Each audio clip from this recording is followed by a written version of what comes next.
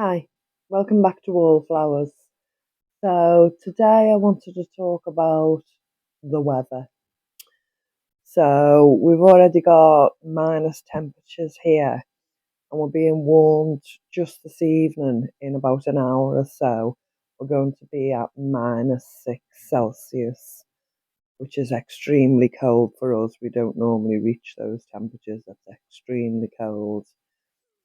And as we know, people are really struggling, not only to pay the bills, to pay the housing, to buy food, but to actually pay for heat on top is the biggest struggle right now. People are going without food if they really want the heat. People are going without missing paying the rent, paying the mortgage to provide heat.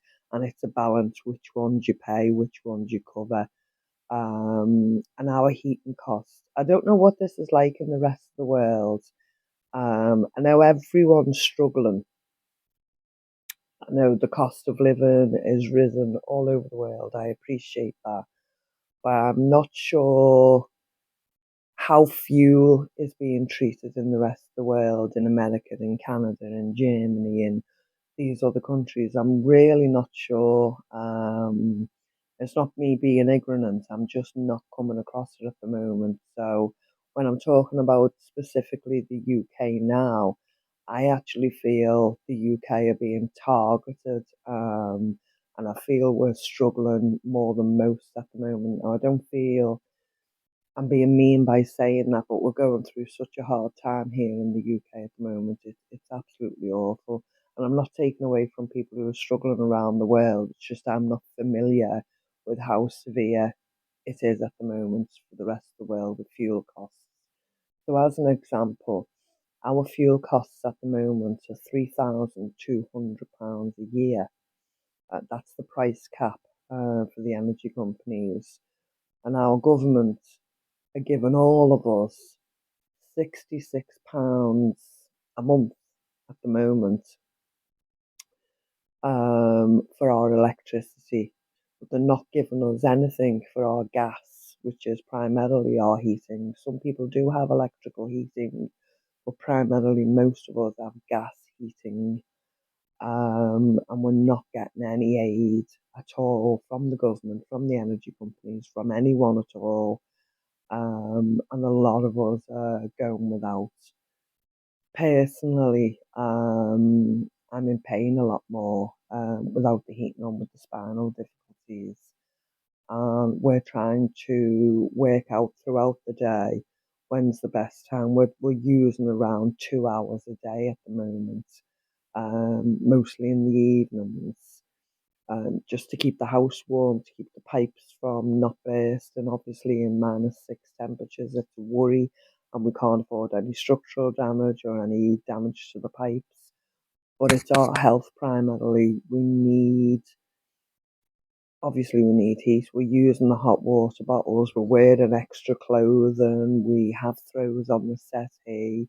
We have extra blankets on the bed, and we're drinking as many hot drinks to keep us going as we possibly can. But a lot of us, some people can't use the heating at all. I'd say it's a balance. Which one are you going to put your money in? The very little money you've got. Um, it's heat or eat at the moment, and in January that's meant to rise to 4,200. Now, yes, I think we'll continue from the energy companies or the government to get the £66 on the electricity, but there'll still be nothing on the gas. And it's a worry.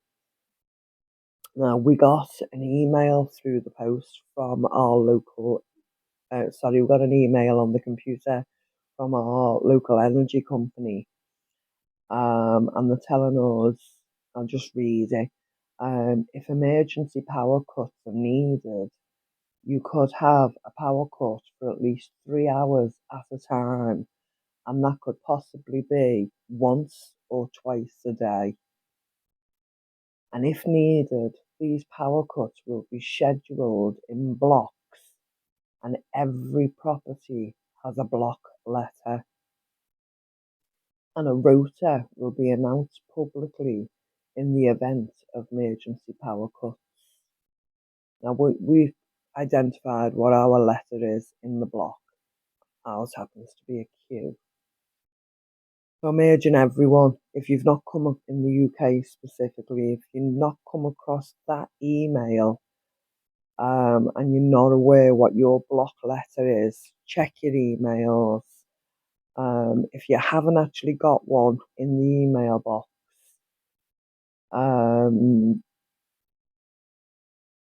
the thing to check is put this in the search engine on your computer: powercut105.com/find operator. And that'll take you to your local electricity supplier, and they should be able to give you your block letter and inform you of the system, of how it's working, and when to expect the power cuts in your area. And they're telling us no homes are exempt. No homes at all are exempt. Rich, poor, flats, houses, whatever it is, no homes are exempt. Everyone's in these block letters, and everyone's going to have the power cut. They're also saying no health emergency will be allowed generators or any backup power. And that makes me worry, because there are people who have home dialysis, who need that electricity, who need that energy. I'm not a medic, I'm not familiar with exactly what terms would be used and what things are called, but there are disabilities, whether it just be the rotation of the beds for disabled people, whether it be different equipment that they may need, that may run off electricity. They're actually telling us there's nothing. You won't be provided with a generator. You won't be given any concessions for disability. The power cuts will affect every block of housing, and no one is exempt. They're telling you to get your own generator and source your own backup. Well, that's okay if you've got the finances. But if you've got one of the primary workers in your home and they're disabled now, and you're looking after them and you haven't got the finances to do it, excuse my way of thinking, but what the hell do you do? So it's quite worrying. On the one hand, we can't afford to use the heating, but we're getting a little bit of concession with the electricity. It doesn't cover the whole month. £66 may sound like a lot of money, but it doesn't cover the month. We're personally adding £25 per month to the £66 on the electricity, so we're having to add to it. And at the brutal cost that they're charging us, it's an awful lot of money. That's £100 a month alone that we're adding just to the electricity. And then trying to fund using the heating just for 2 hours a day. And then we're back to cold temperatures again. It's just absolutely brutal, what we're all going through. And we're still not even in winter. We're still not the 21st of December. It's crazy. This is literally autumn. And looking on the internet tonight, we've discovered within Lancashire, which is the county we live in England, within Lancashire, there's actually four large areas that are now down in a blackout, and it's not one of the organised blackouts. It's just gone. The electricity, everything's just gone off, and it's in four major areas in Lancashire. And looking, there's been 20 power cut outs today alone in Lancashire. It's just so bizarre. So you're already struggling, you can't afford to use the heating or very minimal usage. You're already doing everything to the best of your capacity to keep warm, keep the layers on, keep yourself covered. and then the power goes out without any warning or whatever. Some of us are a bit organised, some of us are knowing, yes, we've got to make sure that there's always some hot water, we've got to make sure that there's always something in reserve. If you haven't done that, and this power out just comes and you've got nothing, you've got no way of heating water, you've got no way of doing anything just to give yourself a hot drink to sustain yourself and try and get yourself through till this power cut is fixed and comes back on. People are going through -6 temperatures tonight, and some people won't have a hot drink in them till this power comes back. It's horrific. They're saying when the organised one comes, it could be 3-hour blocks twice in one day. It's horrific, and we've got so much going on, and it's right on top of Christmas. I try my best on this channel not to show doom and gloom. I try my best to put a happy slant on it and to be positive. Just recently, I've been trying to show community spirit within my local community, and people that are stepping up and doing events for the children, doing events to feed the community and the food initiatives in the pantry. And we have some wonderful support within our communities, and it's absolutely amazing. But we're going through we're going through so much at the moment that sometimes it's really hard work to stay positive. But we have to stay strong, and I don't know how we're going to do it, but we have to stay strong. We have to sometimes boost each other up, and on this channel at the moment, I'm finding back tears here, it's emotional. On this channel, just recently, we felt so much emotion coming from the comments, coming from supportive friends, new subs joining us, and just such motivation that it's kept us afloat. And we're so grateful for that. We really are. We really appreciate the community that we're part of. And we just want to thank you all. I've got more motivational videos coming, and I want to share them with you and the community spirit we've got here. I went to one of the pantries today, and there was a free facility on, and it was Christmas gifts free of charge for people who were being part of the pantry all year round. And part of that was some toys, um, crisps, chocolate, biscuits, juices, wrapping papers, napkins, community spirit. It was all run by volunteers doing it. It was church funded, and it was beautiful to see. And they allowed me to video, and I'll put the video at the end of this. There are lots of motivational things happening in the community, and the spirits are there.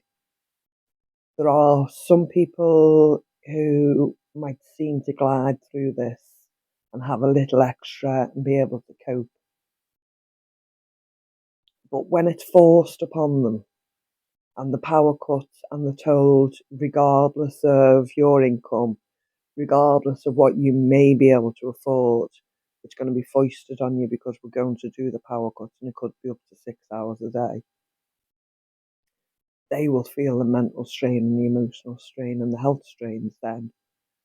But for the people who are on the other end of the financial bracket, who haven't been able to sustain normality and have been deeply affected, it's a tough fight. It's a tough fight. And keeping morale high and keeping motivation high is somewhat of a struggle now. Even for people that, like ourselves, who are primarily trying to stay motivated and positive all the time. We've got each other, Mr. Wallflowers and I, and we'll work through that, and we'll bring each other back to a place where we need to be. Right, I worry about people who are on their own. You know, it's right. If you've got a neighbour who's on their own, you know, reach out to them. Sometimes we're in communities now where we don't regularly have contact with neighbours. You know, we don't regularly speak to them. We might say hello and carry on walking. But if someone is in your community and you know they're on their own and you can just offer a bit of friendship to them, right now is the time to do it. It really is, because people need people to talk to. I'm going to go now because I don't want to be emotional, but I'll put the video I made earlier today on. And hopefully in the next video you'll see us smiling again. Thanks for joining us. I'll see you soon. So today we're at the community pantry, and volunteers are absolutely wonderful, giving the community some hope and spirit. Lots of free gifts and different things available. Try and get a list in a minute to see what everyone's able to take, but there are napkins, Christmas celebration things. There are also things that can be given as gifts, toiletries, nice little gifts to be shared, sparkling caramels, some homemade. I believe that would be a teapot warmer. That looks absolutely beautiful. I might pick one of those up if there's one left when I come to do mine. I don't want to get people on the camera, so we'll just have a quick look round. There are lots of things available.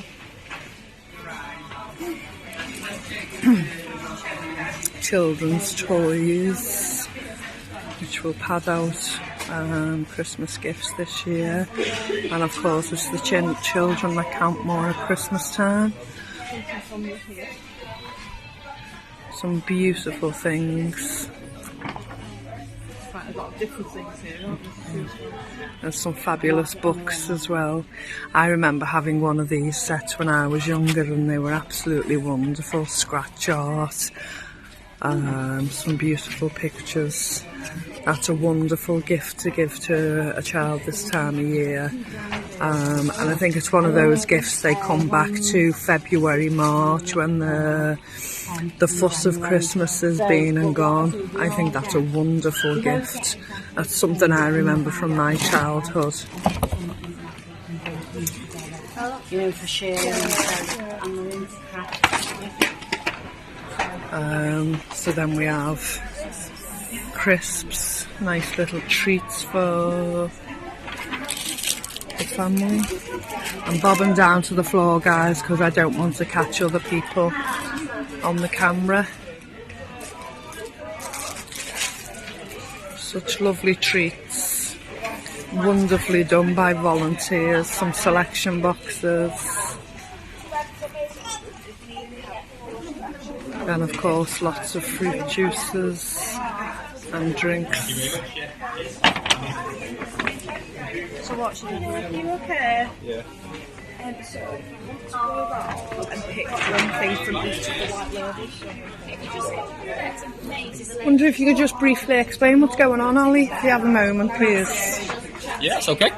That's what we're doing this year. On top of our usual shop that people can get, every single valid member of the grocery is going to get a free Christmas hamper, one per member. So it's amazing and a little bit different to usual hamper, because usually you just get given stuff, don't you, that they don't have a choice in. But the good thing about ours is people get to pack their own, so they're getting stuff they need and want. So it's just to bless people over Christmas. That's wonderful. Thanks so much for all you do, Ollie. Thank you. So as you can see, it's a wonderful community. There's just one table left in the middle. So we have some crackers, we have some tinsel. I just wanted to share with you what this community offers. It's absolutely fabulous. Thank you. Speak to you soon. Bye.